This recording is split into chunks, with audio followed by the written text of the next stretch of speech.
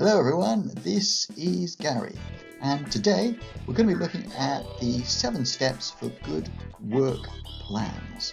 So, you're at work, you find you've been given a job or a project to deal with, you just don't know how to go about starting it. You're not quite sure how best to plan it out. So, if that's the case, we're going to help you. We're dealing here with the 7 steps to successful planning. Now, successful planning is about coordinating a variety of things, but broadly it's about the letter W, believe it or not. It's about the why, the what, and the who. In other words, why are you doing this project? What's the purpose? How does it fit in the context of everything else that's going on? How does it fit in the context of the plan you've been asked to put together? It's all about the what. The goals, the outcomes, the objectives of the work plan, and indeed you need to understand the differences between those to make sense of how they fit into your work plan. Then finally it's going to be about the who. It's going to be who is going to be involved in this project. Is it just you? Are there others? And if so, what are the others in that project team going to be doing? When we're talking about who, we need to be thinking about, well, to whom are you accountable? Is it just yourself? If it's a home project or a school or university project, or if it's a work project, there's going to be someone to whom you are going to be accountable, your boss, if you're not the boss yourself. And you need to build that into your work plan to make sure that you're reporting in the right way and that you are accountable for what you do. And then, of course, once you've done that, you've got more what. And, funnily enough, apart from the W's, you then move on to the H, the how. So, it's going to be what needs doing. What tasks are needed to achieve those goals, and how do you map it out? How do you know when you're getting those things done? And the strategy is all about, well, it's a fancy word, strategy, but it's all about how are you going to do it? How are you going to carry out these tasks? How does it all fit together? And something which I always think that's worth bearing in mind, but is not always part of a work plan, is maybe to have a backup plan, an exit route, because things don't always go to plan, and sometimes you need to think ahead about what might go wrong and put in place some plans to deal with that. So basically that's what we're going to be doing. Now I know a great many of you out there are starting to say, look, why don't you just get on with it? Yes, I know.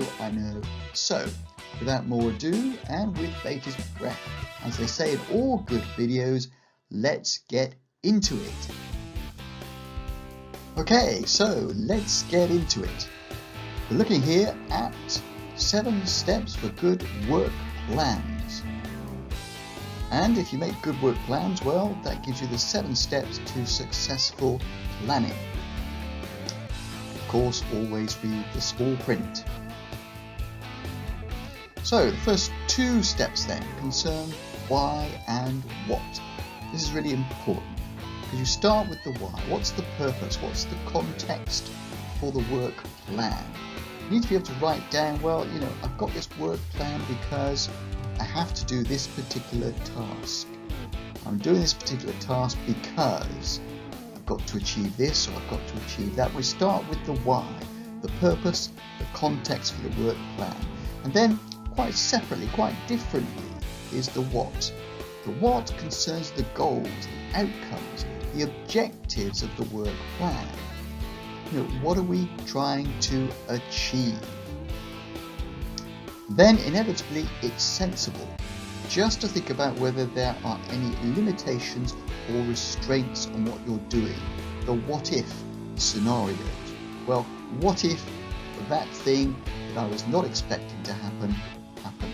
What if I couldn't achieve what I wanted because some other event happened? Think of the most likely things, the most likely what if scenarios that will limit or restrain or constrain what you're able to do. It's important you build that into the plan so that it's realistic. The next 2 steps, steps 3 and 4, concern again what, but quite different what and how. And the different what factors here are what needs doing. We're getting now to the nitty-gritty, the tasks that are needed to achieve the goals. In other words, it's your checklist of success. And if you manage to achieve those tasks, well, you know you're on the journey to getting to the goal, to the objective, to the end position. In other words, they are your milestones. They're not tombstones, they are your milestones. And then you've got to set out your strategy. Well, given those are the tasks, how do you plan to carry them out? And how do you plan to overcome those limitations, those constraints that we talked about previously? And inevitably, in a workplace scenario more than anything else, but if not in a workplace scenario, if it's personal, then to yourself, there's going to be an issue of accountability. What are you accountable for? And to whom are you accountable? So that you know what the chain of command, the line of authority, the line of accountability is before you start. And you've got to get that right. You've got to know who is going to be asking you, well, have you done it? And if not, why not? So accountability, a key part of any work. The next two steps, steps 5 and 6, revolve around needs and money. So in terms of needs, you've got to identify what it is you need to achieve those goals. In terms of people, a project team, or experts who come in and assist you, kit, equipment, in other words, time, how long is it going to take to do this job, and what research, what additional research, what research you need to do as part of this job or before you start the job. Because of that, you've got to talk about what it will cost, particularly in a workplace scenario, the finances, how much. What's the likely return? In other words, is it worth doing this job?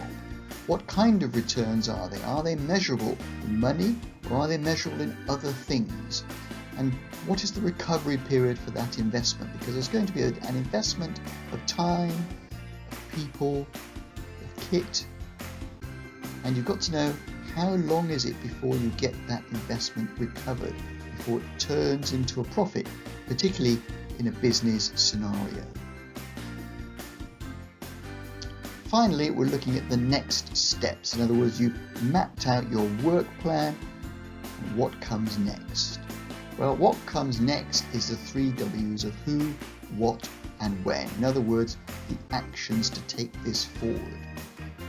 And that concerns SMART actions. Now, that's a very well-known way of expressing the ideas behind how you set out what the actions are and make sure you include in them these 5 elements. Those actions need to be specific. They've got to be measurable. The actions have got to be achievable, although some people replace, and I sometimes replace that letter A, achievable, with agreed, because often it involves other people, and so they need to be agreed. But in other contexts, achievable is the right way. Realistic, in other words, is it really going to happen, and timed. So SMART actions is the way to go forward, and those are your next steps. And in terms of putting together a work plan, it really is as easy as that. Okay, so that was all about the 7 steps for good work plans. And if you're still watching this, well, really, thanks very much. Thanks for sticking with it. So, where do you go from here? Well, as always, it's going to go in one of 2 ways. You either, having heard what I've got to say, concluded actually you've got it well and truly sorted out, and you don't need any help from me or otherwise, which is brilliant. Good luck to you. I hope it works out in the future with your work plan. No problem. On the other hand, you may be saying to yourself, well, look, I need to do a little bit of work on this, and I need to start planning along those lines. I need to include some or all of those steps to produce a good work plan. Well, if so, that's great. There's only one thing to say to you, and that's get on with it. Don't delay, start working on it now.